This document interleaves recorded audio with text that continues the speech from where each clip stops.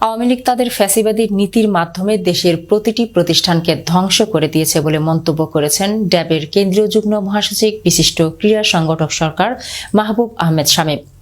আজ শুক্রবার দুপুরে চাঁদপুরের মতলব দক্ষিণ উপজেলার ঐতিহ্যবাহী বোয়ালিয়া স্কুল মাঠে শহীদ জিয়া ক্রিকেট টুর্নামেন্টের ফাইনাল ম্যাচ শেষে পুরস্কার বিতরণ অনুষ্ঠানে তিনি এসব কথা বলেন। তিনি বলেন, দলীয়করণের মাধ্যমে ক্রীড়াঙ্গন ও ধ্বংসের শিকার হয়েছে, ফলে অনেক প্রতিভাবান খেলোয়াড় তাদের সুযোগ হারিয়েছে। এটা শুধু খেলোয়াড়দের জন্য নয়, পুরো দেশের জন্য হতাশার ছিল।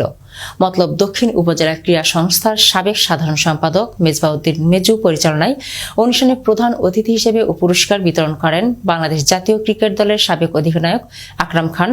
এ সময় বাংলাদেশ জাতীয় ক্রিকেট দলের সাবেক অধিনায়ক হাবিবুল বাশার সুমন, মতলব দক্ষিণ উপজেলার নির্বাহী অফিসার আমজাদ হোসেন, মতলব দক্ষিণ থানার ভারপ্রাপ্ত কর্মকর্তা সালেহ আহমেদ, ঢাকা মহানগর উত্তর বিএনপির সহ দপ্তরের দায়িত্বপ্রাপ্ত ইব্রাহিম খলিল, কেন্দ্রীয় ছাত্রদলের সাবেক সহসভাপতি আশরাফুল রহমান বাবু সহ আরো অনেকেই উপস্থিত ছিলেন।